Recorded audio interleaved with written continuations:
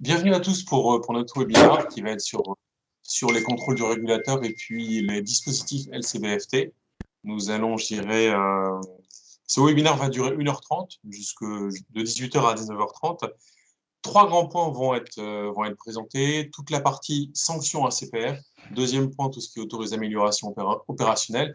Et troisième point, les différents outils. Alors, pour animer ce webinaire, nous avons 6 intervenants de qualité. La première partie va être assurée par Jean-Guillaume de Tocqueville et puis Alexis Bonhomme, tous les deux qui travaillent au sein du cabinet d'avocats Gilles.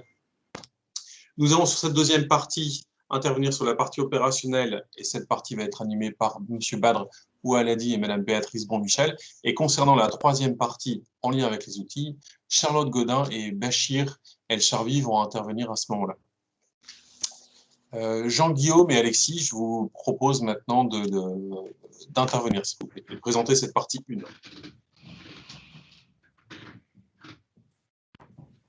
Merci Maxence. Est-ce que tout le monde m'entend? Oui, très bien. Oui. Donc bonjour à toutes et à tous. Donc, je suis Jean-Guillaume de Tocqueville. Je dirige l'activité de droit des services financiers chez GIDE. Et nous intervenons essentiellement dans 3 domaines. Le premier, c'est celui du conseil réglementaire en droit bancaire et en droit des marchés financiers. Le deuxième, c'est celui du contentieux réglementaire, donc essentiellement ACPR et AMF. C'est ce qu'on appelle, que les anglo-saxons appellent l'enforcement. Et le dernier domaine, c'est celui du contentieux financier, contentieux judiciaire financier. Et nous avons travaillé ces dernières années sur des contentieux Madoff, crédit toxique, indices de marché ou autres. Et je vais vous faire cette présentation avec Alexis Bonhomme, qui fait partie de l'équipe, qui se spécialise aussi dans ces 3 domaines, et plus particulièrement sur la LCBFT, puisqu'il a notamment, il est docteur en droit, et il a été l'auteur d'une thèse sur le LCBFT KYC, qui fait toujours autorité. Donc, nous allons parler pendant une vingtaine de minutes du décryptage juridique des dernières sanctions, des dernières décisions ACPR. Je vais vous parler plus particulièrement de l'environnement du contrôle et Alexis rentrera dans le côté le plus pratique du sujet, qui est celui du déroulé d'un contrôle et, pour parler en bon franglais, des 12 and don'ts au cours d'un contrôle.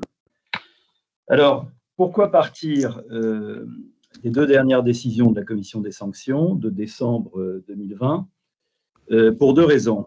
D'abord, ces deux décisions sont intéressantes parce qu'il n'y a rien eu, à cause du Covid, bien entendu, entre mars 2020 et décembre 2020.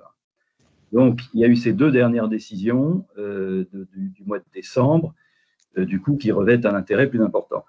Et puis aussi parce que la CPR attache beaucoup d'importance à l'aspect pédagogique de ces décisions, que c'est l'aspect pédagogique d'ailleurs pour les contrôles aussi bien que pour les procédures disciplinaires. Et c'était un des dadas, je me souviens, de Bruno Martin-Laprade notamment, qui était le premier président de la commission des sanctions, et pour qui c'était très important, pour qui les décisions de la CPR, mais aussi du Conseil d'État, devaient pouvoir éclairer les professionnels sur ce qu'ils pouvaient faire ou ne pas faire. Alors, ces 2 décisions sont les suivantes. La première concerne une banque française qui avait plusieurs succursales en Europe et qui a écopé, si je puis dire, d'un blâme et de 500 000 € d'amende. Et la deuxième décision concernait un établissement de monnaie électronique et prestataire de services du paiement luxembourgeois intervenant en France en libre établissement via un certain nombre d'agents de PSP et eux se sont pris un blâme et 150 000 €. Et donc ces 2 décisions faisaient suite dans chaque cas à une série de contrôles auxquels les prestataires avaient été soumis. Et ce sont 2 décisions qui concernent l'aspect bancaire de l'activité de la commission des sanctions de la CPR, sachant, comme vous le savez, que la CPR supervise également les activités d'assurance. Donc, premier point, il faut bien distinguer chronologiquement les contrôles de la CPR, qui sont décidés par le secrétaire général Ils peuvent être sur pièce ou sur place. Et nous allons parler ce soir des contrôles sur place. Et ces contrôles donnent lieu, en fin de procédure, si je puis dire, à un rapport et peuvent avoir, la lecture de ce rapport par le collège peut avoir pour conséquence l'ouverture d'une procédure disciplinaire à l'encontre de l'établissement, donc décidée par le collège de supervision de la CPR. Et ce qui est important de bien comprendre, c'est que tant ces contrôleurs que les personnes qui interviennent dans le processus de sanction, c'est-à-dire les membres et le secrétariat de la commission des sanctions, ce ne sont pas vos superviseurs. Vos superviseurs sont des gens avec qui vous avez des contacts tous les jours, et les contrôleurs et les personnes qui vont vous sanctionner sont des gens qui sont indépendants et qui interviennent dans un cadre indépendant. Et donc, on y reviendra plus tard, mais les rapports que vous aurez avec eux seront forcément différents. Alors, comment est-ce qu'un contrôle peut arriver ? Grosso modo, la décision du régulateur de contrôler un établissement dépend de 3 facteurs. Le premier, c'est la politique de contrôle de la CPR. La CPR a un pouvoir de contrôle extrêmement large sur les établissements réglementés qui y sont assujettis, en ce compris, je le disais tout à l'heure, la jurisprudence, la bonne application de la jurisprudence de la CPR et du Conseil d'État, qui d'ailleurs donne lieu, une fois que c'est un peu consolidé, à ces fameuses lignes directrices que vous connaissez et qui sont en principe des lignes, enfin, des communications interprétatives, mais en réalité qui clairement précisent et même peut-être ajoutent au corpus réglementaire applicable. Je dirais, sans insister, que la CPR agit aussi peut également agir dans un cadre de coopération internationale, c'est-à-dire qu'elle peut ou bien demander à ses homologues, Union européenne ou autres juridictions avec lesquelles elle a un accord, d'intervenir à l'étranger, ou elle peut inversement intervenir en France à la demande d'autorités étrangères. Donc, typiquement, les contrôles interviennent dans un certain nombre de domaines et je vous invite, si vous êtes préoccupé d'une manière ou d'une autre par le sujet, à vous reporter aux rapports annuels de la CPR qui sont intéressants parce que, d'une part, ils font le point sur l'activité de contrôle et de sanction de l'année passée, mais aussi ils donnent les priorités de contrôle pour l'année à venir. Donc, au moment où nous parlons, nous n'avons pas encore les priorités de contrôle pour 2021, parce que le rapport n'est pas encore sorti. Mais si vous regardez les rapports ACPR des 3 dernières années, on voit un certain nombre de priorités qui sont cohérentes d'une année sur l'autre. La première priorité, c'est tout ce qui est fonds propres de contrôle. C'est tout ce qui est fonds propres et prudentiels.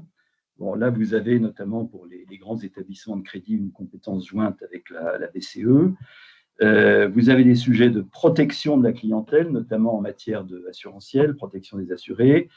Il y a eu cette dernière année des sujets de Brexit, de surveillance du Brexit.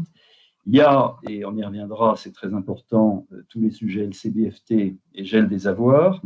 Et notamment, la France a souhaité se préparer à l'évaluation par la France du GAFI qui devait intervenir en 2020, je crois, et qui n'a pas pu avoir lieu à cause de la crise sanitaire.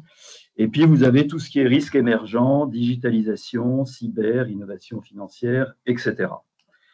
On voit aussi des sujets de gouvernance, d'externalisation et d'assurance emprunteur. Alors, deuxième facteur de décision d'un contrôle, c'est le type d'activité, d'opération d'un établissement donné, la typologie des risques auxquels il est exposé, la pertinence de son approche par les risques et, très important, la qualité de ses reportings, COREP, FINREP, QLB. Et on voit notamment toujours dans ces rapports plusieurs occurrences où la CPR constate que la qualité des reportings n'est pas suffisante.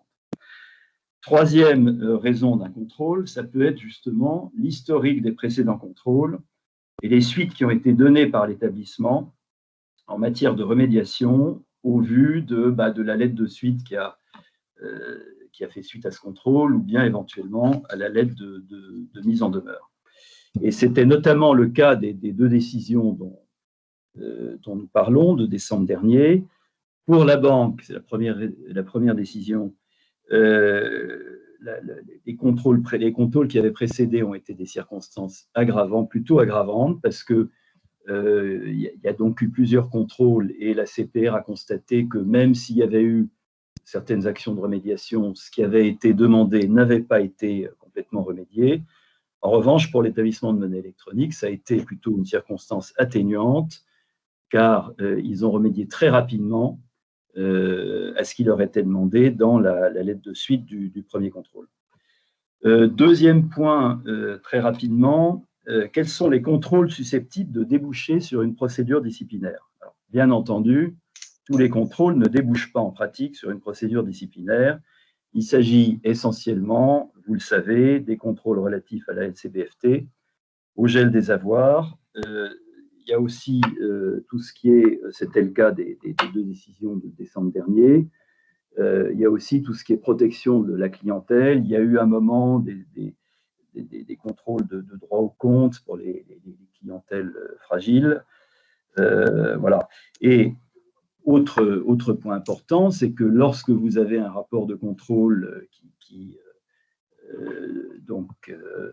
résume toute une série de sujets, évidemment, la procédure disciplinaire ne reprend pas la totalité du rapport de contrôle, elle prend les points qui l'intéressent, en général, LCBFT ou protection de la clientèle, et c'est sur ces quelques griefs que se fonde l'ouverture de la procédure. Donc, quelques chiffres. En 2019, pour illustrer ce que je viens de dire, en 2019, 140 contrôles ACPR, en France essentiellement, 34 contrôles SCBFT et 9 décisions de sanctions disciplinaires, 6 en SCBFT et 3 sur la protection de la clientèle en matière d'assurance. En 2018, 220 contrôles, dont 23 contrôles LCBFT, 10 décisions disciplinaires, 9 en LCBFT et une décision de protection sur des sujets de protection de la clientèle, notamment en matière d'assurance.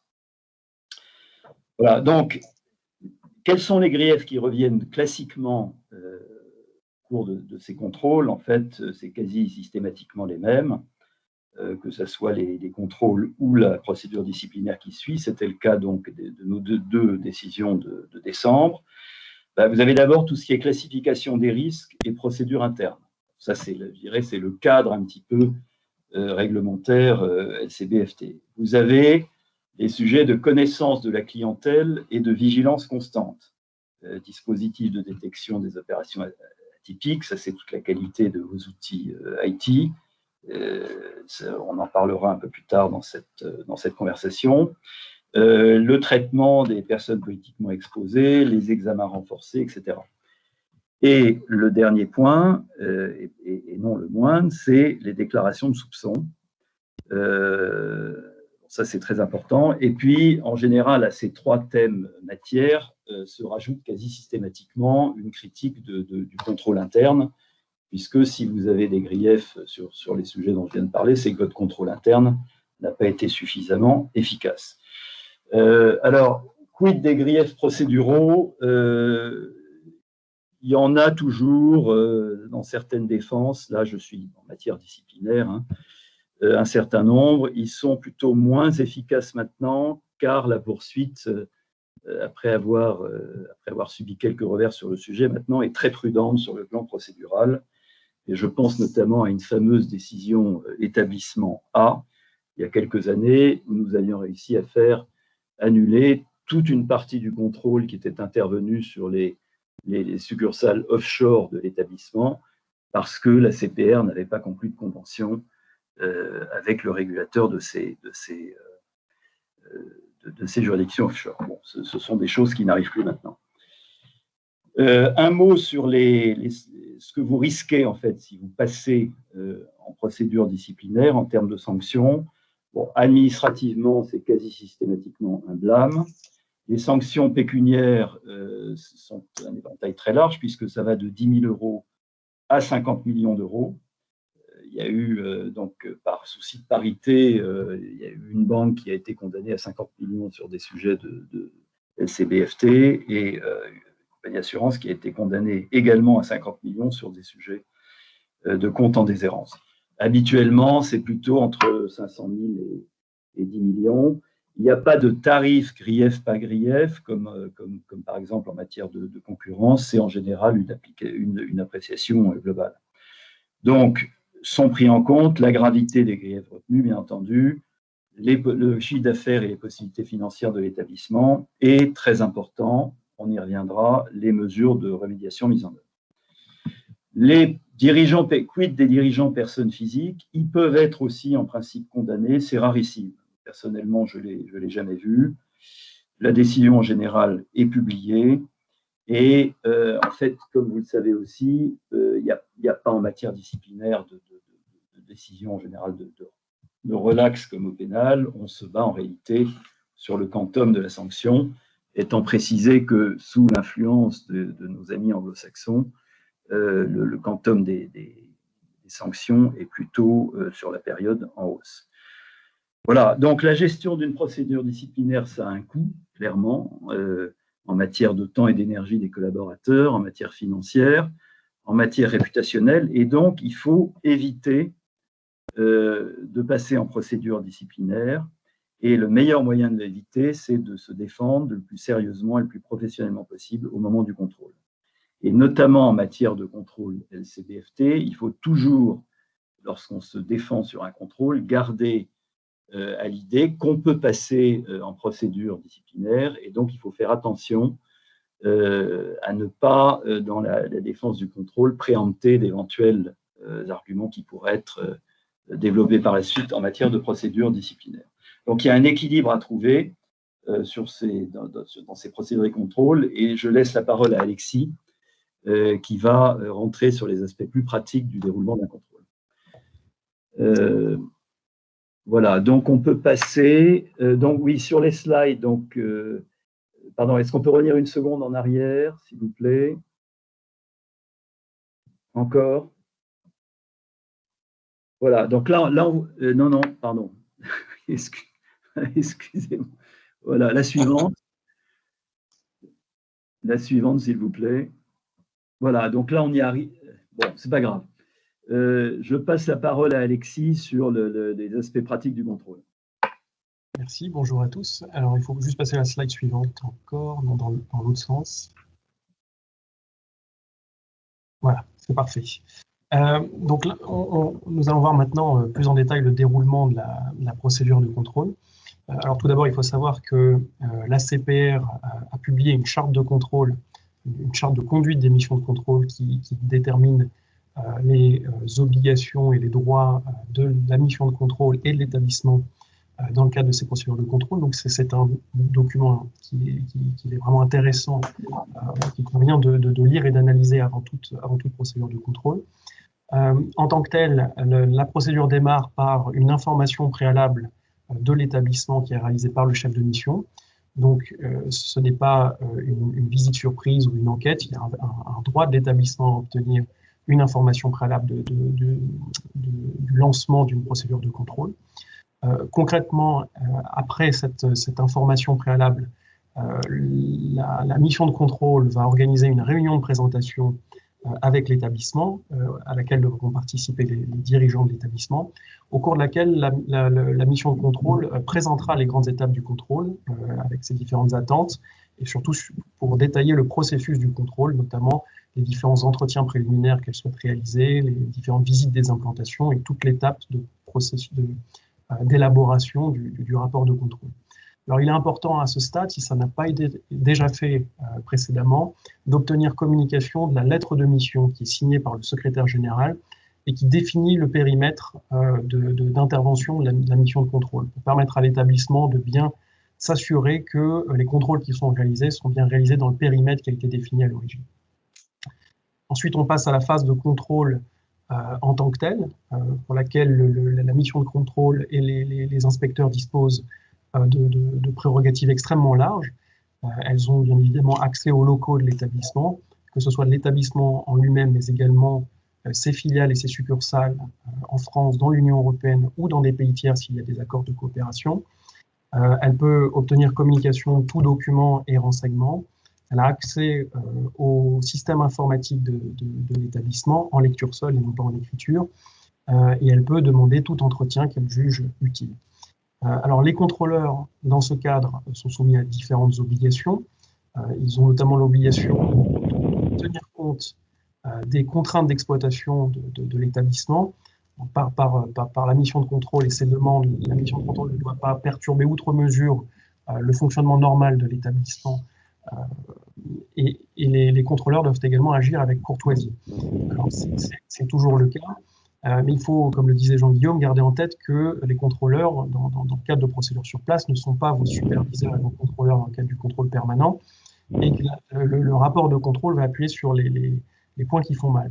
Et on a souvent des clients qui viennent nous voir en nous disant qu'ils ont été assez surpris de constater un décalage entre leur perception du contrôle, qui s'est très bien passé, et la teneur du rapport de contrôle, qui est beaucoup plus négatif que ce qu'ils pouvaient penser.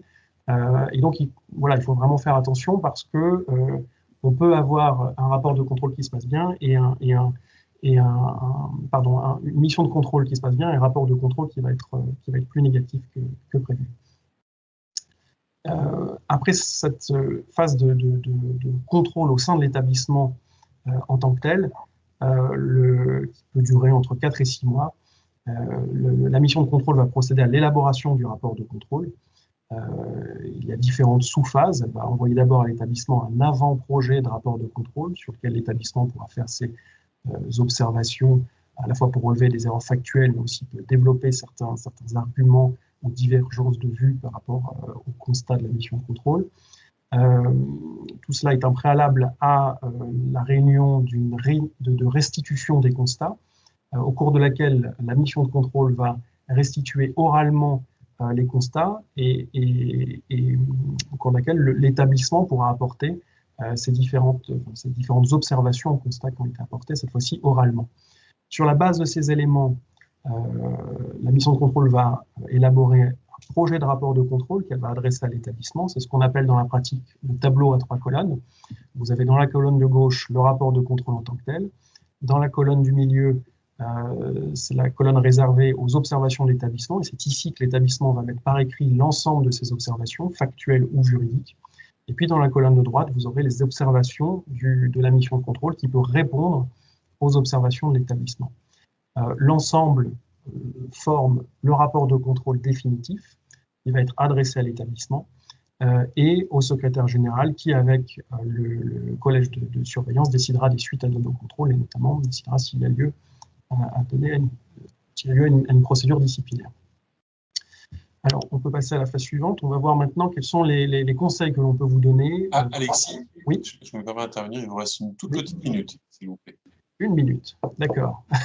C'est court. Très Allez, bien. 2. Merci beaucoup. Donc, je vais être rapide. Donc, les différents conseils, c'est de s'organiser afin de faciliter les contrôles. Ça implique bien évidemment généralement de désigner une personne qui va être en charge de la coordination et qui va être le point de contact avec la CPR. Vous pouvez, dans ce cadre, vous faire assister par un conseil, et c'est généralement recommandé, qui ne sera pas ce ne sera pas un mandat de représentation, c'est-à-dire que le conseil ne sera pas en face de la mission de contrôle, mais c'est plus une mission d'appui sur certains sujets particuliers qui pourraient être soulevés, notamment sur des points juridiques. Ensuite, le deuxième élément, c'est de coopérer avec la mission de contrôle. Ça peut paraître relativement évident ou simple, mais ce n'est pas si simple en pratique, parce que lorsque vous avez des demandes, notamment d'extraction informatique importantes, il est difficile parfois de répondre avec le bon périmètre et une bonne qualité d'information, et surtout avec célérité, sachant que le fait de répondre dans des délais relativement longs peuvent constituer des manquements en tant que tels, qui vont être constatés par la mission de contrôle, et ça peut être notamment le cas dans le cadre de documents qui sont recueillis dans le cadre de l'externalisation, où cela peut constituer une violation en tant que telle. Enfin, le fait de communiquer ces informations en retard peut constituer une violation en tant que telle des règles relatives à la tierce introduction. Donc je passe un peu rapidement. Effectivement, ce qui est important, c'est également de remédier rapidement aux défaillances constatées. Jean-Guillaume en a parlé tout à l'heure, notamment de mettre en œuvre des plans de remédiation très rapidement et dès le contrôle, et ça peut être des éléments qui vont réduire fortement le quantum de la décision. Et sur ce sujet, on a souvent des questions très pratiques sur, par exemple, les déclarations de soupçon. Lorsque la mission de contrôle considère que l'établissement aurait dû faire une déclaration de soupçon et que l'établissement conteste cet élément, on peut se demander si on doit faire une déclaration de soupçon à titre préventif. Et généralement, c'est effectivement ce que l'on recommande. Toutefois, en précisant bien dans le rapport de contrôle ou dans la procédure disciplinaire que cette déclaration ne préjuge pas de la contestation de la nécessité de faire cette déclaration en tant que telle. Et puis enfin, Jean-Guillaume l'avait également rappelé tout à l'heure, il est important d'être conseillé et accompagné lors de la réponse au projet de contrôle pour ne pas, parce que lorsque l'établissement n'a pas été conseillé à l'origine, il y a certains éléments de défense qui peuvent préempter dès l'origine et élaborer une défense sur cette base est parfois compliqué, notamment lorsque l'établissement a adopté une technique de défense qui est plutôt celle du bon élève, consistant à ne pas contester les différents constats. Et sur cette base, il est effectivement difficile d'avoir une bonne défense ensuite dans le cadre d'une procédure disciplinaire.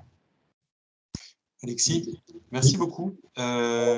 Jean-Guillaume et Alexis, merci beaucoup pour votre intervention. Je vous propose qu'on passe maintenant à une phase de questions-réponses. Donc là, c'est la phase, si je puis dire, à destination des personnes qui suivent notre webinaire. Très bien.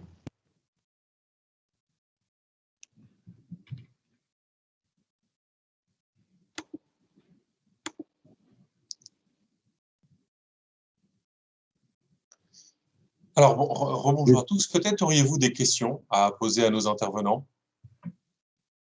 Maxence, les questions sont posées sur le chat ou directement oralement? Oui, ça peut être des questions par chat ou alors ça peut être des questions directement à l'oral, si je puis dire.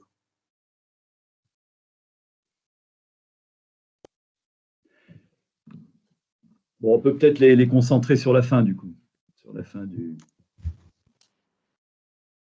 notre conversation. Ce que je vous propose au niveau des personnes qui assistent à ce webinaire, c'est peut-être de noter vos différentes questions au moment des slides, et puis on y reviendra régulièrement au cours de notre échange.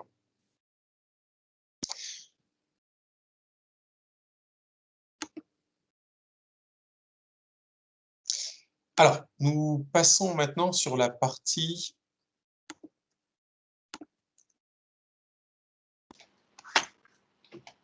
la deuxième partie, toute la partie opérationnelle. Très bien, on est confronté à une partie, je dirais, à des sanctions et autres. Comment fait-on? Alors, M. Badr Oualadi et Mme Béatrice Bonmichel vont nous présenter cette partie. Merci à vous. Merci Maxence. Bonjour à tous. Badr Oualadi, associé cofondateur du cabinet Montagne Advisory, spécialiste lutte anti-blanchiment. Nous accompagnons les établissements de crédit et d'assurance dans leurs projets ou chantiers de mise en conformité réglementaire, mais également dans le cadre de leur plan de remédiation, justement suite aux procédures disciplinaires ou tout simplement suite à un contrôle de la CPR.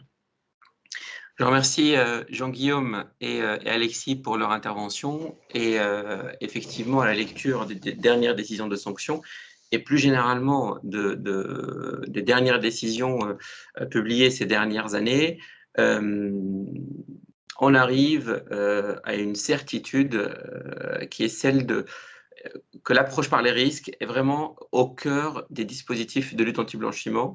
Et pour compléter cette approche par les risques, nous avons recours à plusieurs sources documentaire et de réglementation, des sources réglementaires, des sources d'échange de place, de l'approche par le groupe, de l'approche groupe dans le cadre d'une vigilance consolidée et également d'une évaluation interne.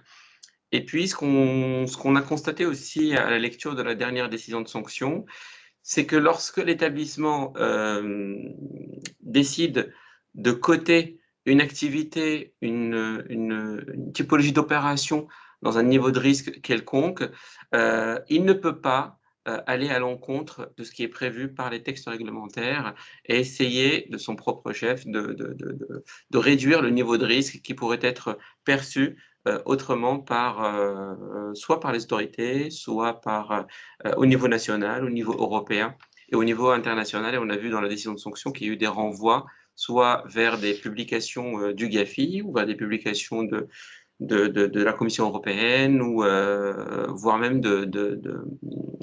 du comité de Bâle. Ce qu'on peut dire à ce sujet-là, c'est que on constate une véritable parfois déficience de la formalisation du rationnel qu'on va avoir pour pouvoir défendre notre position, ce qui peut parfois nous permettre de justifier notre position, c'est d'avoir une explication cohérente qu'on pourrait donner aux inspecteurs, à l'autorité en cas de contrôle, pour justifier, puisqu'il nous appartient de bien maîtriser notre activité, notre organisation, et donc nos zones de fragilité, mais aussi en face les mesures d'atténuation qu'on va mettre en place, et nous sommes les mieux placés pour pouvoir les expliquer, soit être conformes totalement à 100% à l'ensemble des textes qui bougent sans cesse, soit donner cette explication-là qui doit être formalisée. Et des fois, c'est là où ça pêche un petit peu. On a un manque de formalisation, de documentation de cette approche par les risques. Concrètement, ce qu'on attend par un dispositif très opérationnel, si on peut passer à la slide suivante, c'est un circuit, un enchaînement d'étapes, plutôt celle d'après.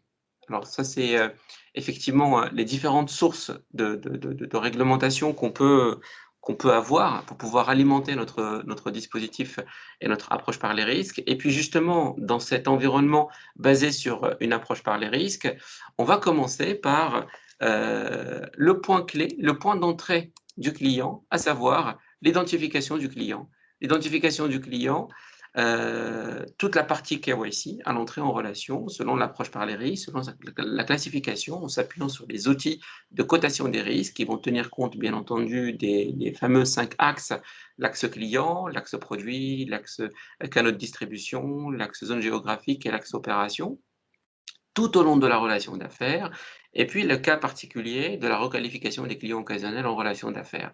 Cette identification concrète et correcte des clients et cette connaissance parfaite de la relation d'affaires va nous permettre de disposer d'une base client fiable et actualisée, donc régulièrement, et documentée, laquelle va nous permettre de dérouler tout le volet vigilance constante dans une approche, encore une fois, logique et qui relève du bon sens, bien entendu, qui s'appuie sur des paramètres de surveillance et de vigilance qu'on doit adapter, qui génèrent des alertes, des scénarios de profilage ou de monitoring des transactions, avec des procédures qui doivent être claires et opérationnelles pour les utilisateurs.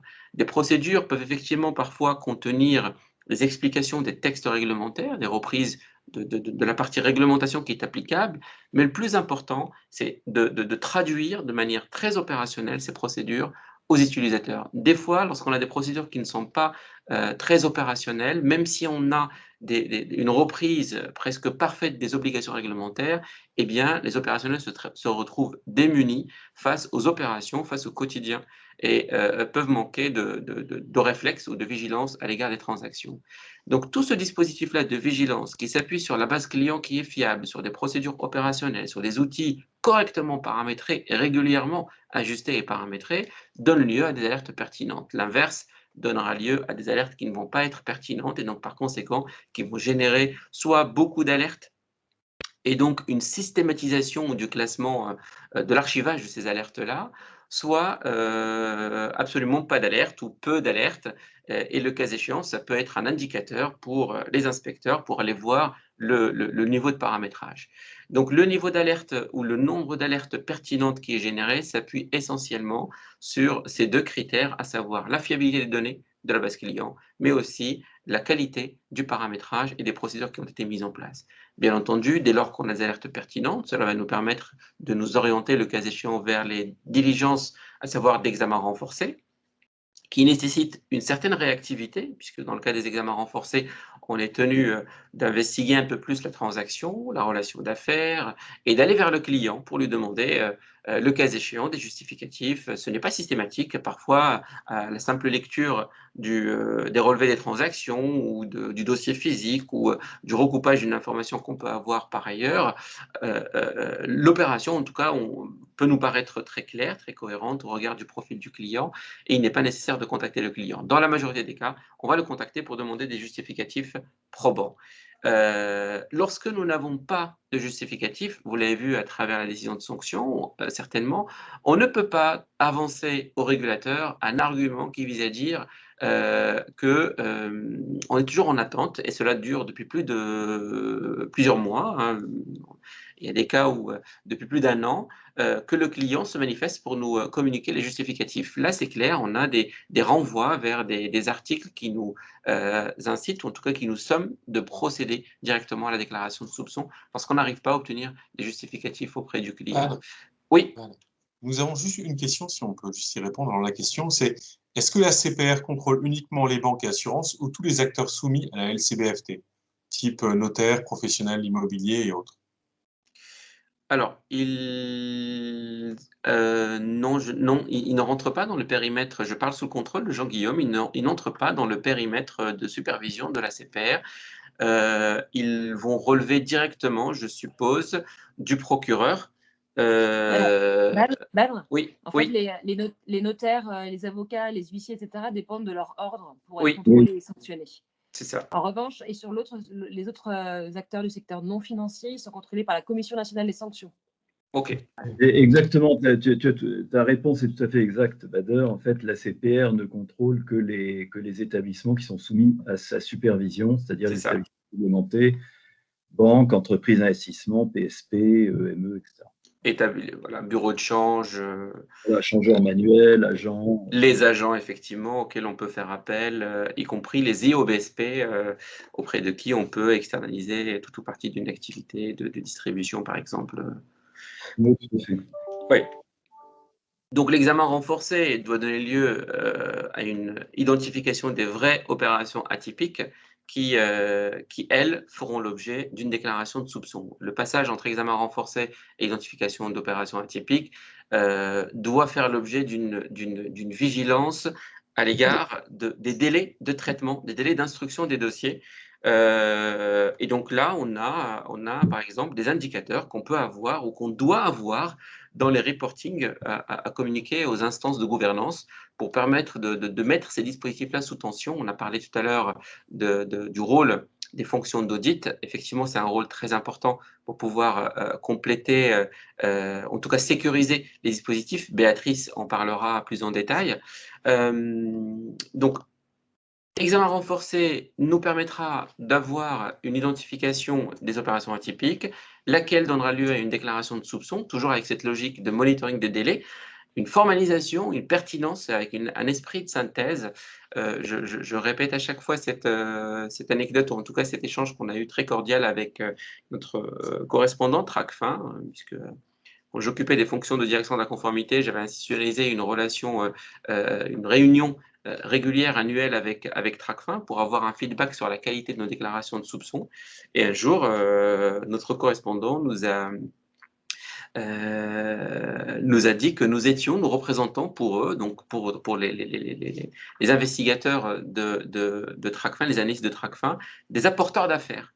Puisque plus la déclaration est claire et pertinente, avec un esprit de synthèse, où on a mis en avant d'abord les indicateurs clés, les indices de blanchiment et de financement du terrorisme, mais aussi en accompagnant cette déclaration avec des justificatifs pour permettre à l'analyste d'avoir la même vision que nous, pour qu'on puisse lui expliquer les éléments de doute, plus ça va leur permettre de transférer, en tout cas de qualifier cette déclaration de soupçon au niveau du service de réception et de déclaration de soupçon, la DOVI, la division d'orientation et de valorisation de l'information, vers les services qui vont aller encore plus loin dans l'investigation et probablement vers une transmission vers le procureur.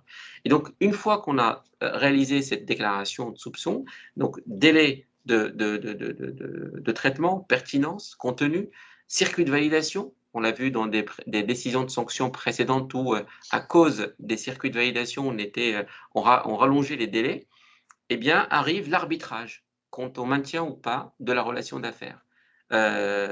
Il n'est pas précisé dans les textes réglementaires qu'il est impératif de rompre la relation d'affaires après la déclaration de soupçon, sauf dans 2 cas. Le premier, si l'on n'arrive pas à identifier le client. Le deuxième, si l'on n'arrive pas à obtenir ou si le client refuse de nous communiquer des justificatifs. Là, on est tenu, notamment en vertu de l'article L561-8, de rompre la relation d'affaires. Pour les autres cas, il n'est pas obligatoire de rompre la relation d'affaires. Et d'ailleurs, le GAFI avait recommandé de ne pas rompre la relation d'affaires systématiquement, justement pour continuer à observer, à monitorer le fonctionnement du compte du client et, le cas échéant, continuer à alimenter TRACFIN avec des déclarations complémentaires, d'où la pertinence de ce maintien de la relation d'affaires. Mais si on décide de maintenir la relation d'affaires, eh bien là, il ne faut pas tomber dans le piège, c'est que le niveau de risque du client ne peut pas rester le même. Si le client était en risque standard ou en risque faible et qu'il a fait malgré tout l'objet d'une déclaration de soupçon, il est important de requalifier ce niveau de risque, quitte à le revoir ultérieurement pour le réajuster. Badre, oui. Peut-être peux-tu illustrer un peu la définition de risque, la notion de risque, s'il te plaît. La notion de risque. Bien, la notion de risque, c'est selon une approche par les risques. Alors, on a des participants du Maroc, d'Algérie, de la Côte d'Ivoire et du Sénégal. On retrouve à peu près les mêmes textes réglementaires qu'on a en Europe, avec ces fameux 5 axes qui doivent nous permettre, généralement à l'aide d'un outil. Je constate encore au travers les missions d'audit que j'ai pu réaliser dernièrement qu'il y a certains établissements qui n'ont pas encore d'outils pour les aider à évaluer le niveau de risque du client avant l'entrée en relation et de manière dynamique tout au long de la relation d'affaires.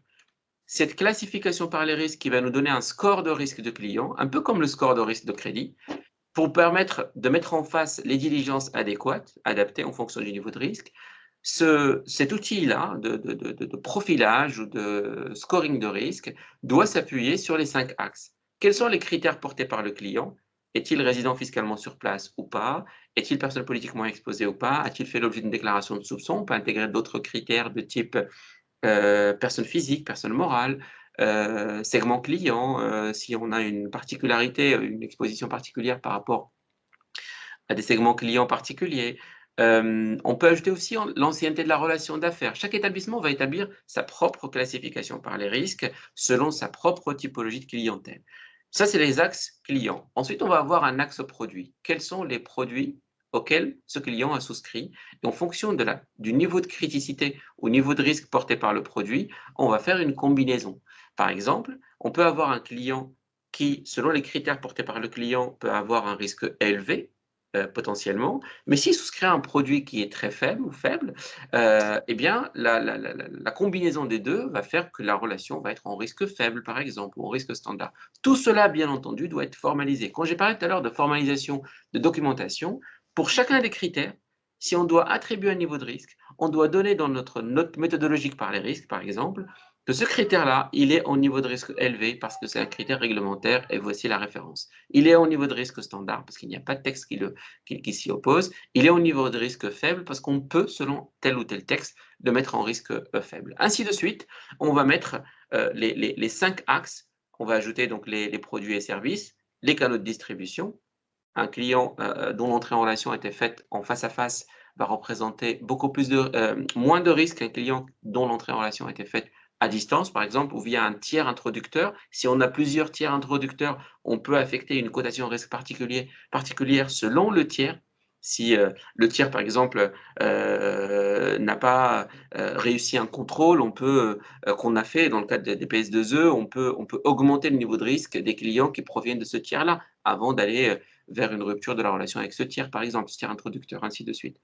Donc voilà, cette approche par les risques globales doit nous permettre d'avoir un score client qu'on peut mettre en 3 niveaux, faible, standard, élevé. Après, vous avez des établissements qui vont avoir, par exemple, une disparité des clients assez hétérogène, où on va avoir, par exemple, peu de clients en risque faible, peu de clients en risque élevé, et la majorité des clients en risque standard. Là, pour le coup, l'approche par les risques n'est pas tout à fait fine, n'est pas adaptée à l'établissement, et donc il convient peut-être d'affiner, de créer des segments intermédiaires, ce genre de choses.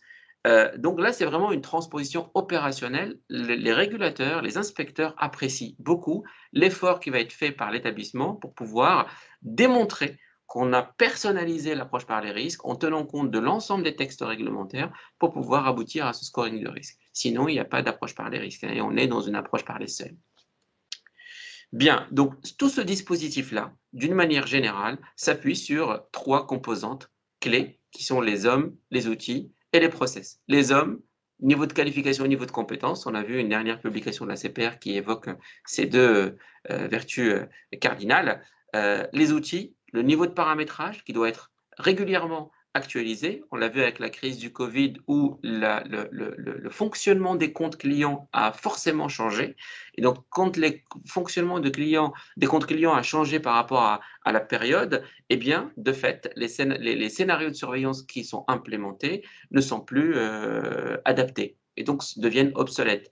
Et donc, le paramétrage des outils, là, je n'ai parlé que des outils de profilage, de monitoring, de classification, mais il y a aussi les outils de filtrage à l'encontre des personnes frappées de gel des avoirs ou des personnes politiquement exposées, où on doit éviter l'exact match. Et puis les processus, c'est la formalisation de tous les dispositifs qui sont mis en place. La clé de voûte aussi de l'ensemble de ce processus ou ces processus de lutte anti-blanchiment est la base client.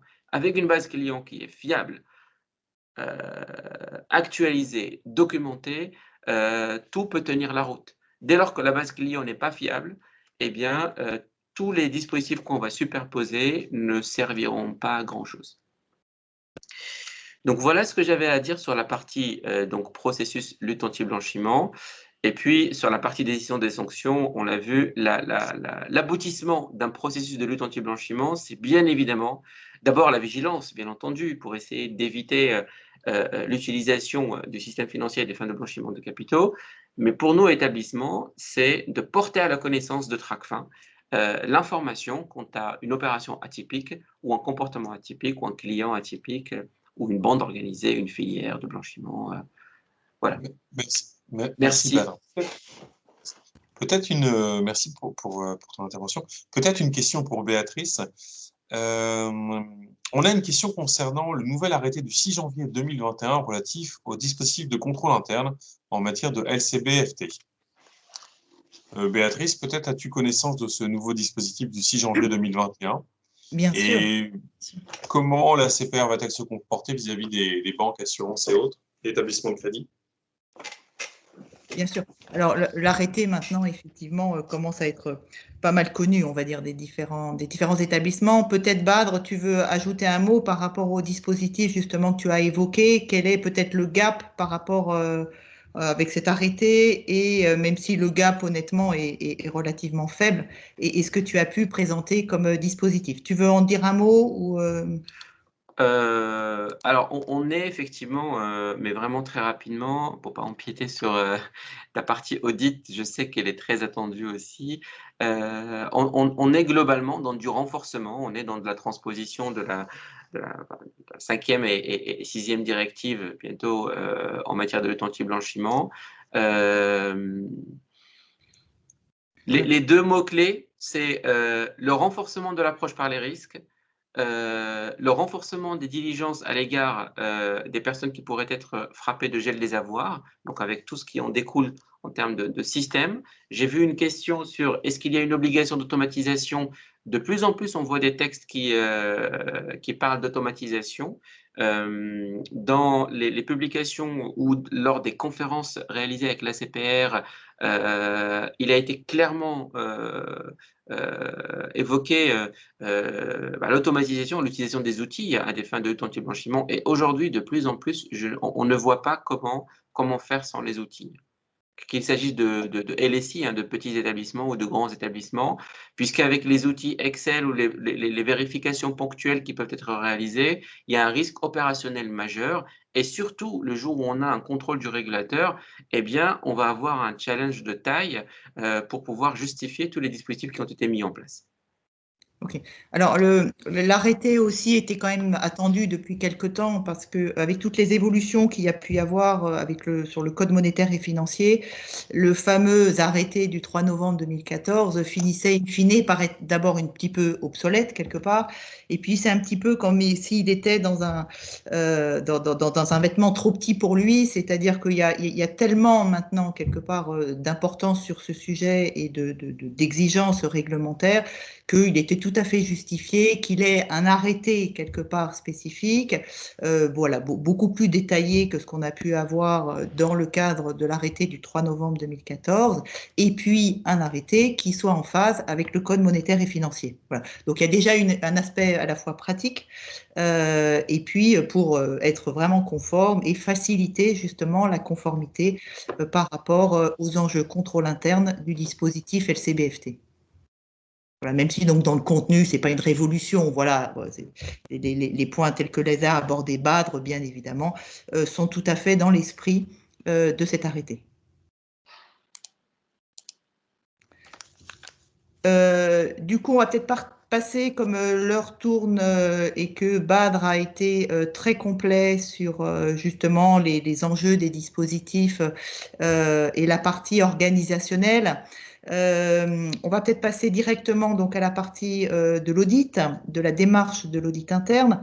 Alors, pourquoi est-ce qu'on a fait le choix d'avoir un petit zoom quelque part sur la démarche d'audit?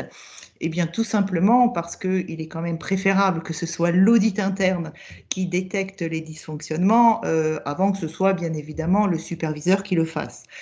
Et à ce titre, toutes les démarches d'audit interne sont toujours très intéressantes pour les instances de gouvernance parce qu'elles commencent elles les aident en fait à comprendre et puis à les habituer quelque part à pouvoir répondre rapidement, à s'assurer aussi qu'elles ont bien un dispositif avec une bonne traçabilité. Et c'est donc mieux que tu peux peut-être juste rappeler en 2 mots, s'il te plaît, le rôle de l'audit? Alors, l'audit interne, donc en tant que troisième ligne de défense ou de maîtrise, et donc a l'objectif, si on reprend des définitions un petit peu théoriques, d'apporter l'assurance raisonnable que le dispositif de gouvernance et de maîtrise des risques va permettre la réalisation des objectifs donc de l'entreprise, mais des établissements de façon plus spécifique. Et donc, l'audit interne vient compléter, c'est donc dans l'arrêté du 3 novembre, on parle de contrôle périodique par rapport à une périodicité de la démarche de l'auditeur et vient compléter le contrôle permanent qui va s'appuyer sur la première ligne et la deuxième ligne donc, de maîtrise. Voilà, juste en 2 mots, voilà, sur cette partie audit interne qu'on appelle aussi donc troisième ligne de défense ou troisième ligne de maîtrise en complémentarité donc avec les lignes de N1 et 2 et avec le contrôle permanent. Voilà. Alors, sur cette partie démarche d'audit interne, bien c'est simple, c'est là où les auditeurs aiment bien aussi quelque part les sanctions parce que on s'en inspire bien évidemment. On s'en inspire parce que la démarche du superviseur est très intéressante et voilà, et du coup permet de structurer les démarches en interne. Le premier élément qui va être structurant, c'est la manière dont on va répartir les thèmes d'audit et comment on peut structurer donc sa mission d'audit interne sur le sujet LCB-FT.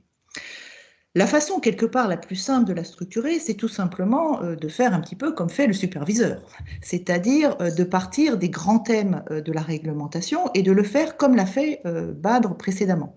C'est-à-dire qu'il y a un premier gros sujet qui est forcément tout ce qui est gouvernance, organisation, etc., où on va intégrer notamment tout ce qui est cartographie, ressources, compétences, procédures, cadre procédural, etc., enjeux de supervision. Il y a un deuxième thème qui s'impose naturellement après, notamment ce que nous a présenté Badre, c'est le thème sur la classification des risques, sur lequel, on l'a vu, il y a généralement un petit sujet lorsqu'il y a une sanction. Le troisième thème, c'est tout ce qui est relatif à l'entrée en relation, qu'a aussi présenté Badre. Le quatrième thème, très très important, c'est la vigilance constante, puisqu'on le sait bien, c'est parfois plus facile d'avoir un beau dossier au départ. Le vrai enjeu, c'est de s'assurer que le dossier va rester de qualité tout au long de la relation d'affaires. L'autre point, c'est donc la partie examen renforcé, bâtie sur notamment un certain nombre de scénarios que Badre également a évoqué. Et enfin, le dernier grand thème, il y en a quelques autres qui sont un petit peu connexes, c'est tout ce qui est relatif aux dispositifs déclaratifs et notamment donc les déclarations de soupçon. Donc le premier point, construire les thèmes de sa démarche d'audit interne, c'est quelque part, voilà, pas si compliqué, et en s'inspirant tout simplement aussi des démarches par le superviseur, ça permet d'être sûr d'avoir couvert l'ensemble du périmètre réglementaire. Donc je passe sur les COSI, je passe sur les FATCA, EAI, etc., qui sont importants bien sûr, mais on va se concentrer sur les notions qu'on a abordées précédemment. Deuxième point important, et c'est quand on démarre une mission d'audit sur ces sujets-là, où il y a souvent beaucoup d'informations, où on a cette fameuse approche par les risques, le rôle des requêtes va être très important. Et la démarche analytique, qui est une démarche quand même qui devient de plus en plus importante dans la démarche de l'audit interne, trouve tout son sens dans la partie LCBFT. C'est-à-dire qu'il est important d'utiliser assez rapidement dans la démarche des requêtes, ou voilà, tout ce que vous avez comme outil plus ou moins sophistiqué, pour aller prendre les comptes les plus actifs, les clients qui ont les plus gros montants, la récurrence de certains secteurs économiques, d'aller prendre aussi des libellés, ou un certain nombre, par exemple, de catégories socio-professionnelles ont des libellés voilà, un petit peu atypiques. Est-ce qu'il y en a beaucoup, etc. Pour se donner... Est-ce que peut-être tu peux nous donner un exemple pour illustrer ce point-là? Un exemple, c'est que dans les grands établissements, et c'est généralement d'ailleurs là-dessus que se basent d'ailleurs un certain nombre de scénarios, il est intéressant d'aller regarder, une fois qu'on a bien compris l'activité de l'établissement, où se trouve la norme quelque part. Donc ça peut être ce que je disais, regarder s'il y a des concentrations dans certains secteurs économiques, est-ce qu'il y a des concentrations sur certains pays, d'aller prendre les numéros 1 en termes de volumétrie, d'aller prendre peut-être les numéros 1 sur certains types d'activités, d'aller prendre, donc je disais, les gros montants. Tout ça, ça va dépendre aussi, c'est un peu difficile, là je donne quelques exemples, mais c'est vraiment tellement contingent à l'activité de l'établissement, parce que bien évidemment la démarche d'audit doit être adaptée et proportionnelle aux enjeux derrière, que voilà, que je donne quelques exemples comme ça, mais l'idée c'est vraiment de pouvoir soi-même déjà en tant qu'auditeur se faire une idée quelque part, pas forcément de la typicité, mais de la concentration éventuelle, dans une démarche donc analytique. Le troisième point important qu'a évoqué Badre, c'est bien évidemment l'approche par les risques. L'approche par les risques, comme toute démarche d'audit, est importante. Elle l'est encore plus dans celle relative à la LCBFT, avec un avantage en LCBFT, c'est qu'on a notamment la classification des risques, qui sera dans la démarche d'audit un des éléments fondamentaux pour arriver après à avoir une démarche adaptée.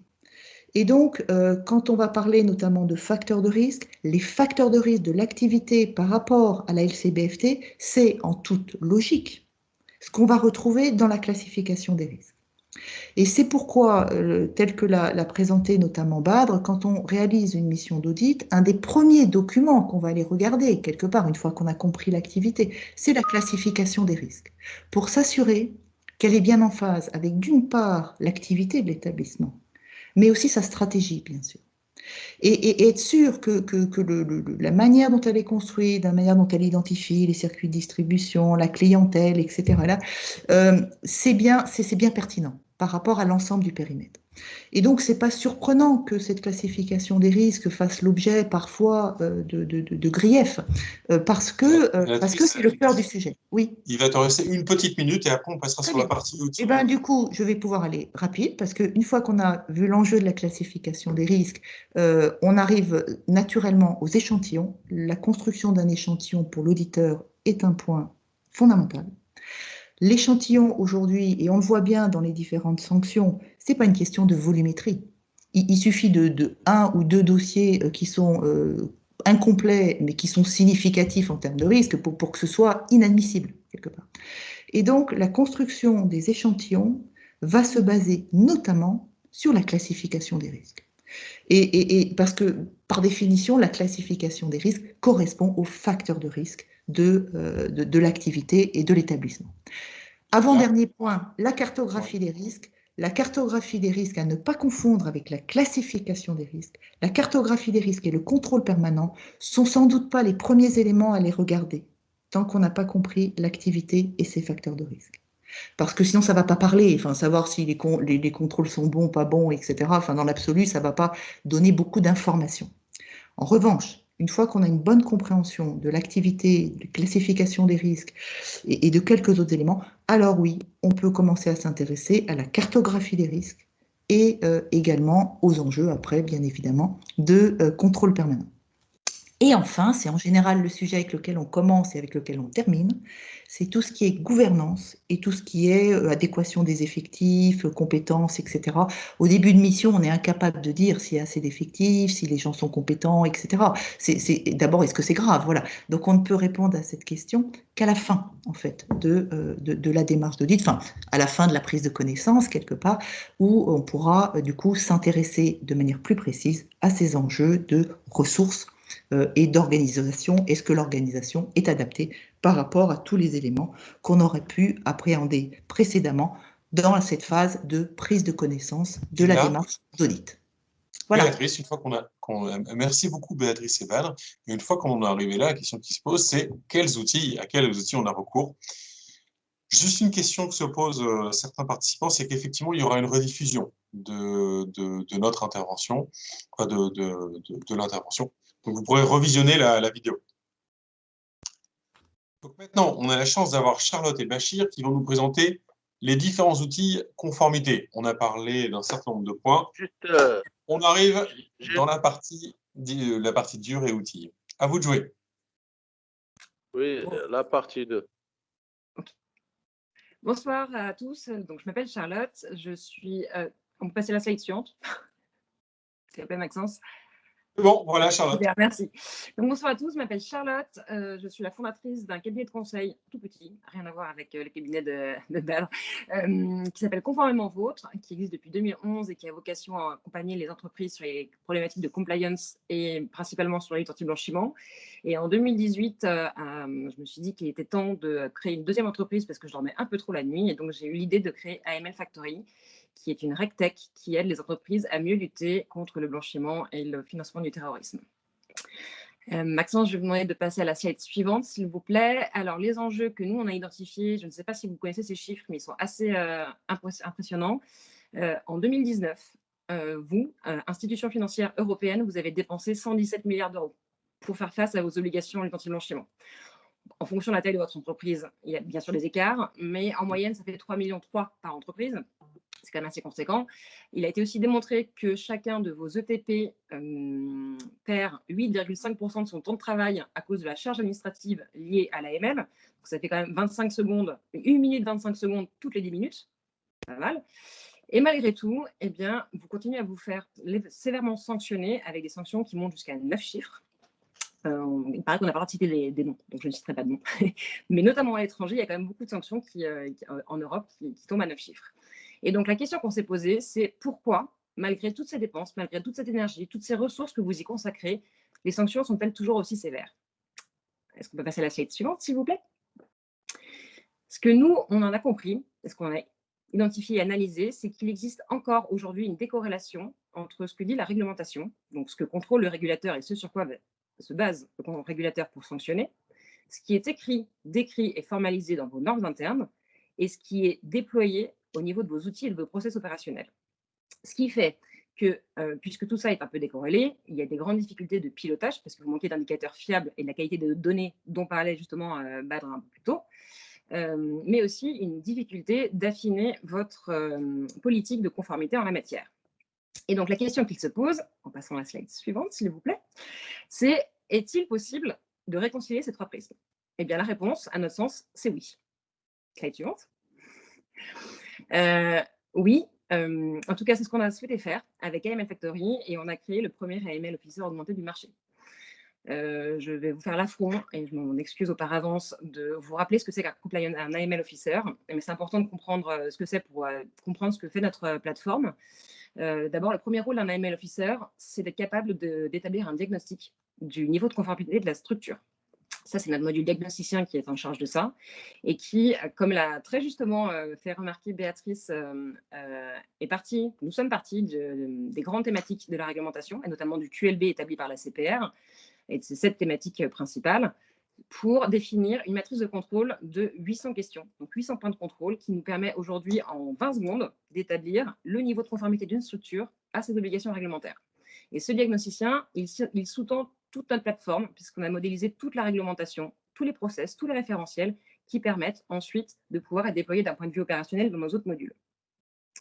Le deuxième rôle d'un AML Officer, ça va être de maintenir les procédures, les normes et de veiller à leur mise à jour en fonction des évolutions réglementaires. Ça, c'est le rôle d'Amiral. Dans Amiral, on permet à nos clients de passer d'une procédure papier à une procédure dans un environnement digital sur lequel nous, on va lui poser une veille réglementaire augmentée pour déployer et intégrer les nouvelles normes et les nouvelles évolutions d'un simple clic. Et Amiral est aussi là pour récupérer. Charlotte, peut-être que vous pouvez développer la partie veille réglementaire justement dans votre tour de contrôle, Amiral. Alors peut-être que je peux terminer la présentation et après je fais un fil conducteur qui explique le mécanisme d'ensemble. Comme vous voulez. Avec une veille réglementaire, ce sera aussi simple. Le deuxième rôle d'Amiral est de récupérer des indicateurs des différents modules qu'on propose ou des outils opérationnels de nos clients chez qui on est connecté par API et donc qui permet d'avoir des indicateurs consolidés et des indicateurs permettant de piloter le dispositif, donc pour avoir un véritable pilotage du dispositif. Troisième rôle, en général, d'un AML Officer, notamment dans les petites structures, puisqu'il couple tous les rôles, mais même si dans les grands groupes, c'est plutôt chez différentes personnes, mais en tout cas, on a voulu avoir un rôle central de l'AML Officer. Le troisième rôle, c'est la partie KYC. Donc, constitution du dossier KYC sur la base d'une approche par les risques et qui a aussi vocation à faire vivre ces dossiers clients en fonction soit des évolutions du dispositif, normatif ou organisationnel, soit des évolutions du profil de la connaissance client qu'on peut en avoir. Ça, c'est le rôle de profiler. Quatrième rôle d'un AML Officer, c'est la partie identification des opérations atypiques, traitement de celles-ci pour pouvoir décider si c'est une opération effectivement atypique et douteuse qu'il faut ou pas déclarer aux autorités. Ça, c'est le rôle d'analyste. Une des autres casquettes d'un AML Officer, ça va être de former ses opérationnels et de s'assurer que ceux-ci sont bien informés de l'organisation, des règles, des dispositifs et des mécanismes d'escalade pour pouvoir traiter l'ensemble. Et enfin, même si souvent c'est décoloré du rôle de l'AML Officer, le dispositif de contrôle interne dont parlait précédemment les intervenants de Montaigne Advisory, c'est le rôle de Sentinelle qui va automatiser certains contrôles de premier et de second niveau sur le dispositif. Alors, pour pouvoir illustrer mon propos, je vais vous donner un exemple assez simple. Comme vous le savez certainement tous, le risque géographique est très important en AML et il est notamment utilisé à travers ce qu'on appelle les listes pays. Donc, les 4 catégories de pays qui sont liste blanche, l'Europe, globalement. Liste noire, les pays blacklistés par le GAFI et la Commission européenne, qui sont l'Iran et la Corée du Nord. La liste rouge, qui est constituée des pays à déficience stratégique définis par la GAFI, par l'Union européenne et éventuellement par chacun des États membres dans leur propre réglementation locale. Et la liste grise, donc en gros le ventre mou, tous les autres pays qui n'ont ni un risque spécifique, ni un risque allégé en la matière. Donc là, fin février, le GAFI va se réunir, il va mettre à jour sa liste des pays à déficience stratégique. Imaginons que l'Italie passe en liste rouge. Nous, notre rôle, chez les experts AML d'AML Factory, c'est de faire cette veille réglementaire pour nos clients. Donc, le jour où le GAFI publie sa liste, nous allons modifier dans notre back-office la catégorie d'appartenance de l'Italie, c'est-à-dire qu'elle va passer de la liste blanche à la liste rouge. Dans la foulée, tous nos clients sont notifiés, il y a une mise à jour des listes pays. Est-ce que vous souhaitez la déployer et l'implémenter? Nos clients peuvent décider de bypasser ce qu'on leur a proposé. Ils sont tout à fait maîtres de leurs règles, et encore heureux d'ailleurs. Et s'ils décident de l'intégrer, ils cliquent sur « Je valide », leur référentiel, leur procédure est mise à jour et versionnée, historisée dans le temps, ce qui leur permet de revenir à l'état de leur dispositif à une date antérieure. Le soir même, Profiler va aller balayer toute la base de données clients pour vérifier, identifier tous les dossiers KYC en lien avec l'Italie, que ce soit par citoyenneté, par résidence, par lien capitalistique, éventuellement par pays de naissance, si ça a été paramétré comme tel dans la plateforme. Il va aller rescorer le profil client. Et si le dispositif de notre client indique que, en cas de nationalité d'un pays en liste rouge, les due deals doivent passer en vigilance renforcée, ça va changer de niveau de vigilance. Et donc, dans ce cas-là, il va y avoir une nouvelle checklist complétée, donc de nouveaux documents et informations à récolter. Donc, dans ce cas-là, le dossier KYC vient se mettre en to-do chez la personne compétente pour ce niveau de risque, pour qu'il puisse envoyer un email à son client et demander des informations et documents complémentaires. Analyste va aller balayer toutes les transactions des opérations entièrement opérées avec l'Italie et les futures, bien sûr, à l'avenir, pour voir si une opération atypique a eu lieu avec ce pays-là et éventuellement donc déclencher une alerte pour pouvoir la traiter et éventuellement déclarer aux autorités. Teacher va aller transmettre l'information à tous les opérationnels de l'entreprise pour dire il y a une mise à jour de la liste pays, voilà ce que ça a comme impact opérationnel au niveau de nos procédures, de nos relations clients et des niveaux de vigilance qu'on va mettre en place. Et Sentinel va, elle, aller vérifier que ce qui s'est passé dans Amiral, donc la modification procédurale qui a été opérée, a bien été déployée jusqu'au bout de la chaîne opérationnelle, c'est-à-dire que Profiler, tous les dossiers clients ont bien été mis à jour, validés, que toutes les alertes qui ont été générées ont effectivement été traitées, clôturées ou déclarées, que les opérationnels ont suivi la formation annuelle dont ils étaient tenus de passer, et tout ça, en fait, pour pouvoir faciliter l'ensemble et avoir un certain nombre d'indicateurs et un pilotage renforcé de la dispositif. C'est ce qu'on appelle la veille réglementaire augmentée. Je vais vous demander de passer au slide suivant. Globalement, pour faire simple, parce que je suis un peu rentrée dans les détails, mais on a 3 macro-fonctionnalités qu'on propose à nos clients, puisque celles-ci, les modules sont totalement décorrélables les uns des autres. C'est qu'on permet d'avoir une évaluation du niveau de conformité de notre client en temps réel, qui est donc basée sur notre matrice de 800 points de contrôle, du diagnosticien dont je vous parlais. On pousse une veille réglementaire augmentée qui permet de déployer très, très rapidement dans le dispositif interne les nouvelles normes. Et on permet aussi donc de déployer de manière automatique toute modification réglementaire dans les process opérationnels. Résultat, pour nos clients, c'est en moyenne moins 40% de dépenses annuelles en moins. C'est un gain de productivité de plus 7%, puisqu'on arrive à diviser le temps de traitement manuel par 8. Et le risque de sanction, on plaît à dire qu'il est égal à 0. En tout cas, si ce n'est pas le cas, nos clients savent exactement pourquoi ils ne sont pas au top du top de la conformité. C'est une décision qu'ils peuvent avoir. Ça peut très bien être une décision business ou autre. Mais au moins, ils savent comment le corriger et ils peuvent le décorriger de manière automatique. Voilà ce qu'on fait chez AML Factory. Et je crois que j'ai fini. Oui, parfait. Merci beaucoup, Charlotte. Est-ce qu'on a peut-être des questions sur ce point-là, sur la partie outils automatisation? Juste, j'ai une question, si vous permettez. Oui. Oui, bien sûr. Oui, c'est...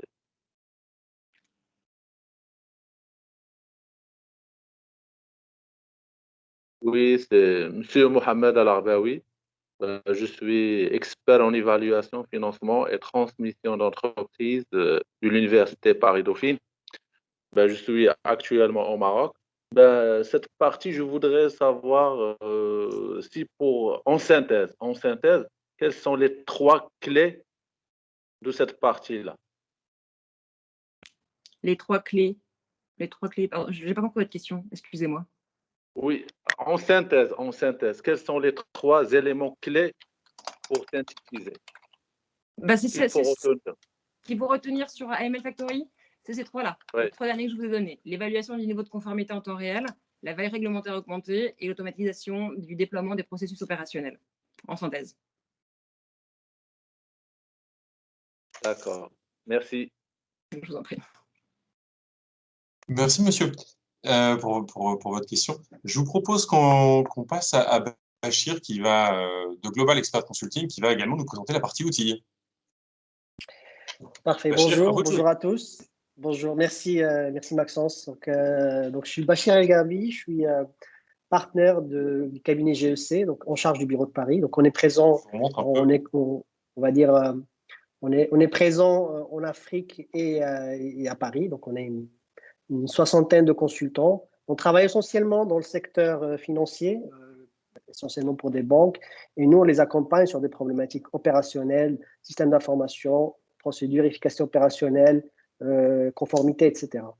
Donc, dans le cadre de nos activités aussi, on a accompagné des banques dans leur process de contrôle ACPR, que ce soit en amont sur le processus, on va dire, d'investigation, ou que ce soit sur le processus de sanction, donc sur toute la partie, on va dire, pilotage des plans de remédiation, suivi avec les différentes entités, mise en place des procédures, etc.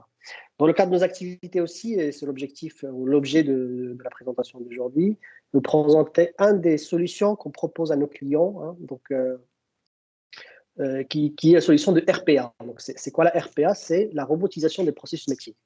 Donc, c'est une nouvelle technologie, d'accord, qui rentre progressivement dans le marché et qui permet de simuler le travail d'un être humain ou remplacer le travail d'un être humain, d'un salarié, d'un collaborateur, par un robot, ce qu'on appelle un bot, qui exécute les mêmes traitements. Donc, le recours à cette automatisation se fait pour des process qui sont exécutés fréquemment, qui nécessitent beaucoup de temps de travail et d'efforts d'interaction humaine, processus qui inclut de nombreuses tâches répétitives manuelles un peu chronophages et par contre, ils doivent être basés sur des règles de gestion assez claires et assez simples, comme ça le robot peut traiter. Donc, slide suivant. Donc, je vais vous expliquer la technologie avant de vous montrer un peu comment on a mis à contribution cette technologie dans le cadre des processus conformité. Donc, pour comprendre, un bot RPA, il peut faire l'ensemble des tâches sur plusieurs types d'applications. Donc, sur des outils bureautiques, il peut manipuler des fichiers Excel, Word, etc. Il peut aller sur des applications Word, il peut aller sur vos applications métiers, tout ce qui est Global Banking ou autre. Il peut aller sur les messageries, et ça, c'est juste des exemples. Hein, c'est juste pour vous illustrer. Donc, en faisant ça, ce qu'on essaye de faire, slide suivant, c'est de créer ce qu'on appelle un travailleur virtuel.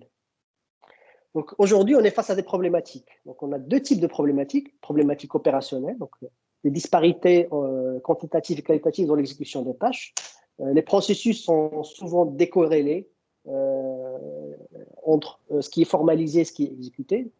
On a des nombreuses tâches répétitives sans valeur ajoutée qui affectent un peu les opérateurs qui les traitent. On a aussi des problématiques IT. Donc aujourd'hui, on est dans des organisations où la complexité des SI elle est très élevée, avec un nombre important de partenaires externes, internes, et on a des coûts et des durées de projet qui sont incompatibles avec le time to market et incompatibles avec les exigences de mise en place dictées par les régulateurs. Donc la solution RPA vient pour apporter un large panel de fonctionnalités. Une implémentation non invasive, ça veut dire qu'on ne change pas le SI du client pour pouvoir mettre en place cette technologie-là. Il assure une grande compatibilité avec les SI préexistants. Bien sûr, en robotisant, on se conforme plus avec les réglementations et les standards parce que le robot, de toute façon, ne déviera pas par rapport à la ligne de conduite qu'on lui a fixée. Et une faculté d'automatisation de processus de bout en bout. Donc, on est capable d'aller ouvrir un dossier client sur le SI, lire les fichiers PDF, je donne un exemple, vérifier que les informations sont saisies sont celles qui sont sur le SI, en vérifiant les pièces d'identité, etc. Et faire tout le traitement qui est ici. Donc, en termes d'avantages, on a une conformité renforcée. Quand on met un robot, on a la capacité de traitement 24 heures sur 24, 7 jours sur 7, sur 365 jours. On a une augmentation de la productivité, réduction des erreurs humaines, on a plus de flexibilité et d'évolutivité et une réduction des coûts. Mais surtout, on a une valorisation du travail parce que les salariés qui ne sont pas sur des tâches robotisables ont, on va dire, l'opportunité de travailler sur des tâches à plus de valeur ajoutée. On peut aller sur le slide suivant. Donc, juste pour vous dire, nous, on utilise une solution qui s'appelle Automation Anywhere, qui est le leader du marché mondial des solutions RPA. Donc, on est partenaire, distributeur de leurs outils, mais aussi on est On propose nos solutions et nos robots sur cette base-là. Juste pour vous donner un exemple sur l'utilisation de cette solution dans le secteur financier, donc on a des banques ou des structures qui utilisent jusqu'à au moins 1000 bots dans leur système d'information actuel. Je prends l'exemple des Goldman Sachs, dont les effectifs de traders ont drastiquement, on va dire, diminué et leurs effectifs IT ont doublé ou voire triplé pour piloter l'ensemble des robots qui gèrent le trading. Prochain slide. Donc, la RPA, c'est une technologie, on va dire, assez large qui peut s'appliquer sur tous les domaines. Nous, on a une verticale sur les services financiers et donc on peut aller traiter des crédits, on peut gérer la relation client, on peut traiter toute la partie données et la comptabilité. Ce qui nous intéresse ici, c'est de voir un peu ce qu'on peut faire en termes de conformité avec la RPA. Donc, tout le process KYC et vérification des données, ça, un robot peut le faire. Toute la partie contrôle, AML, etc. La partie vérification des sanctions, le traitement des alertes anti-blanchiment et tout le reporting réglementaire, on peut mettre en place des robots qui permettent de faire ces actions-là. C'est juste pour voir un peu la projection de cette technologie sur la thématique qui nous intéresse aujourd'hui. Bachir, juste une question. Quelle est la réaction des différentes banques ou établissements bancaires lorsque vous présentez justement ces solutions? Est-ce qu'il y a une confiance qui est accordée à la technologie? Est-ce qu'on est plutôt sur un modèle encore où on privilégie l'humain? Alors, ce qu'il faut dire effectivement, donc on se pose la question, est-ce que la solution qu'on mettra en place, est-ce qu'elle va être acceptée par la CPR, etc. Est-ce que ça sera facile à mettre en place, facile à piloter? Donc nous, on a une approche qui est différente. Nous, on commence toujours avec un POC, une expression, on va dire une proof of concept. Donc on vient chez les clients, on prend un process, on le robotise, on le laisse vivre en production, on compare les résultats, on recalcule le retour sur investissement, et c'est là où on voit qu'au fur et à mesure, des demandes commencent on va dire, la réflexion stratégique évolue et on essaie d'élargir le scope d'automatisation à notre process. Mais ce qu'on sent, c'est qu'il faut toujours que le premier robot, le premier soit fait en mode démonstration, comme ça il regarde de plus près comment ça fonctionne. D'ailleurs, sur le slide suivant, donc, je vous montre l'exemple qu'on a fait récemment avec une banque avec qui on a mené un chantier de robotisation d'un de ces process. C'est le process de traitement des alertes KYC et l'anti-blanchiment. Donc, l'idée, ce qu'on s'est dit, c'est qu'on veut mettre en place un back-office hybride, en fait, back-office, une direction conformité hybride qui sera composée des compliance officers, mais avec laquelle on a greffé un digital compliance officer, donc c'est un travailleur virtuel, d'accord, pour répondre à une problématique qui est très simple. Aujourd'hui, sur les outils de filtrage, on a une limite sur les alertes. Ça veut dire que on a des clients qui entrent en relation, on a des homonymies de ces clients-là avec des personnes qui sont susceptibles d'être sur des listes de gel des avoirs, des listes de terroristes.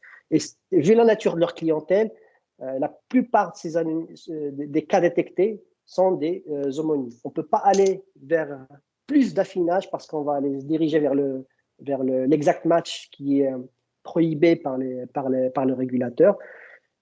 Et du coup, c'est une direction conformité, elle est face à la problématique où 80% de leurs alertes sont des fausses alertes. Ça génère de la frustration client parce que de toute façon, le temps que la direction conformité, en fonction des effectifs, puisse libérer les alertes, le client ne peut pas faire des opérations et du coup, il reste bloqué. Le volume est de plus en plus croissant parce qu'on constate aussi que les règles souvent évoluent. Et du coup, pour pouvoir pallier à ça, ce qu'on a mis en place, c'est qu'on a créé un robot qui, lui, sera le point d'entrée pour traiter ces alertes-là. D'accord ? Donc, le robot, il prend l'ensemble des alertes. Il se base sur quelques règles de gestion.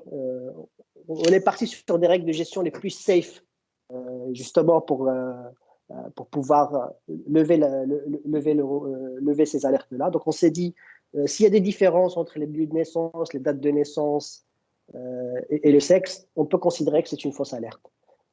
Et si le robot n'arrive pas à prendre une décision, il transmet la main ou l'alerte à un compliance officer pour reprendre le sujet.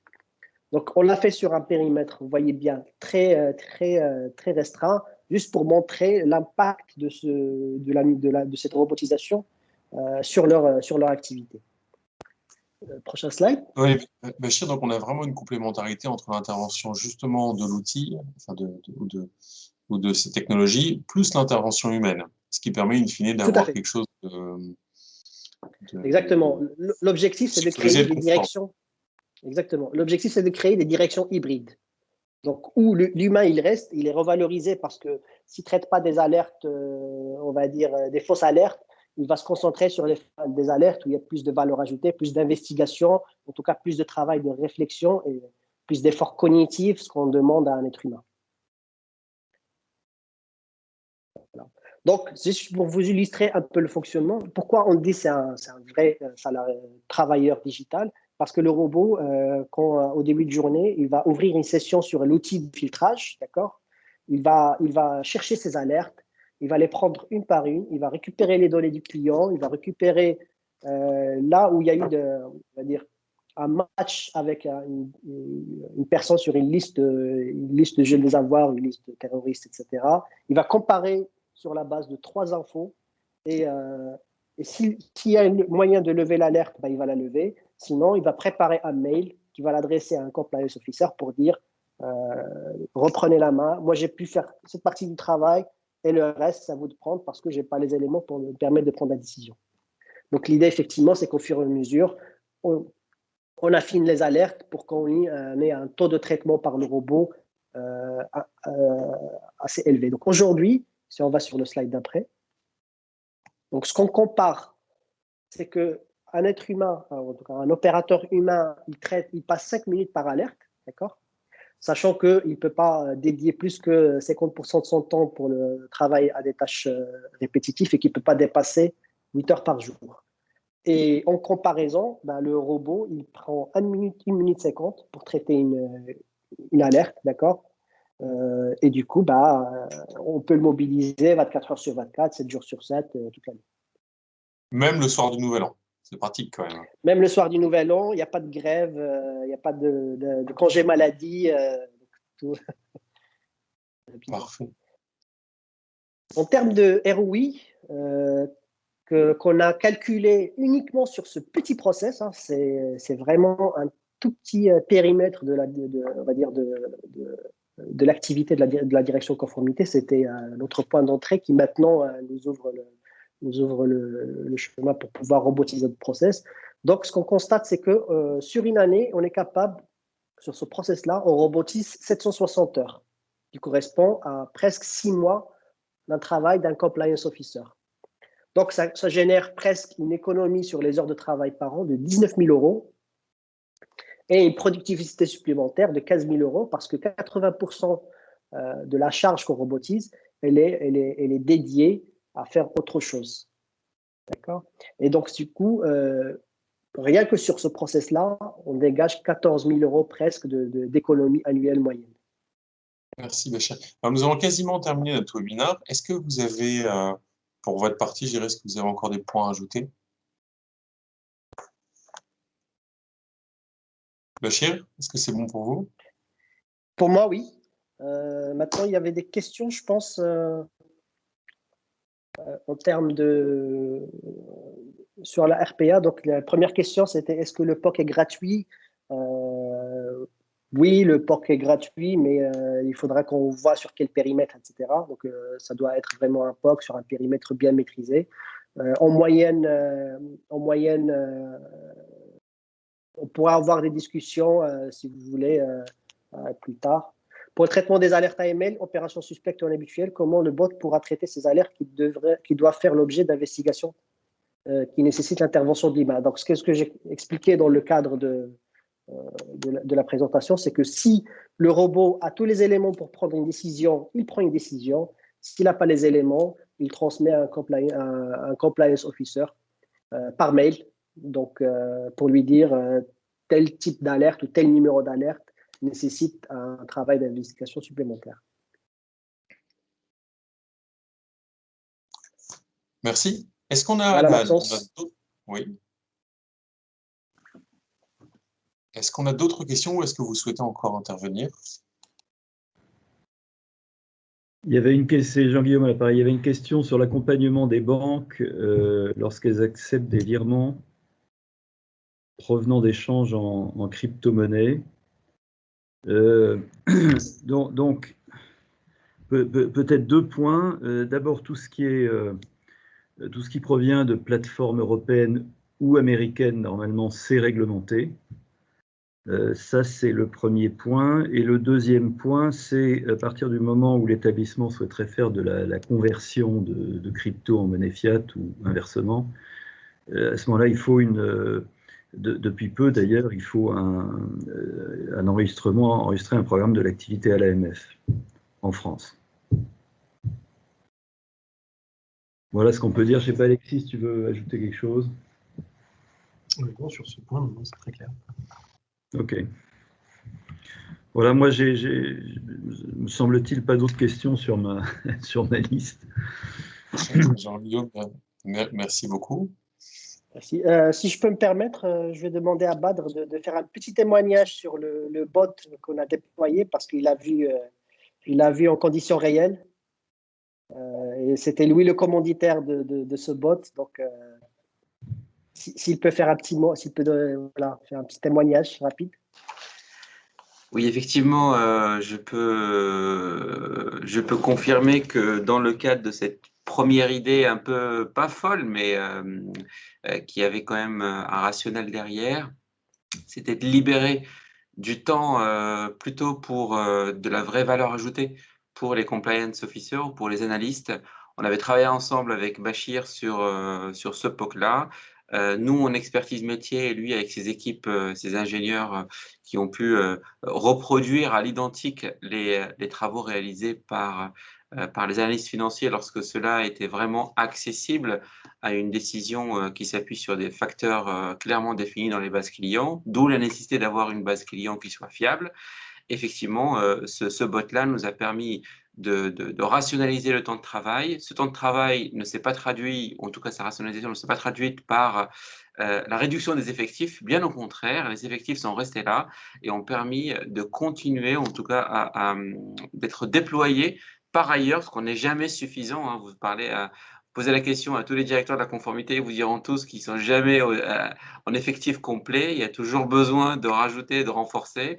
Et bien justement, ça fait partie des axes qui permettent de rationaliser les effectifs et de concentrer les efforts là où il faut aller participer à la robustesse des dispositifs en place.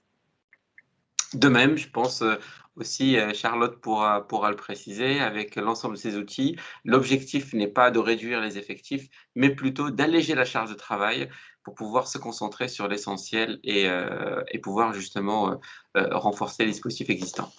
Je dirais même plus, à vrai dire, je pense qu'aucun compliance officer n'a signé pour faire des extractions d'outils, pour faire des reporting ou pour espalucher des sites internet pour faire la veille réglementaire, mais bien pour avoir ce petit côté investigation, analyse, traitement, etc. Voilà. Donc nous, l'objectif, c'est vraiment de revaloriser le travail d'un ML officer. Donc c'est un... Écoutez, merci à tous, c'est 19h34 maintenant. Donc, je vous propose qu'on souhaite une belle soirée. Donc, oui, merci vraiment. Merci au cabinet Gide, à M. Jean-Guillaume de Tocqueville et à M. Alexis Banzom pour vraiment leur appui sur la partie juridique. Donc, si vous avez des questions sur le plan juridique, pensez au cabinet Gide. Voilà. Sur la partie opérationnelle, merci beaucoup à M. Waladi et à Mme Bonmichel du cabinet Montagne Advisory. Même chose, vous avez des questions opérationnelles, des questions réglementaires. Vous pouvez vous adresser à Badr, à Béatrice et à moi-même également, parce que je fais partie de la structure. Et sur la partie outils, merci beaucoup à Charlotte Godin et puis à Bachir pour vos interventions. C'était aussi très intéressant d'avoir cette partie outils qui complétait la partie peut-être plus traditionnelle, on va dire. Merci à tous. Merci à tous. Excellente soirée. Bonne soirée.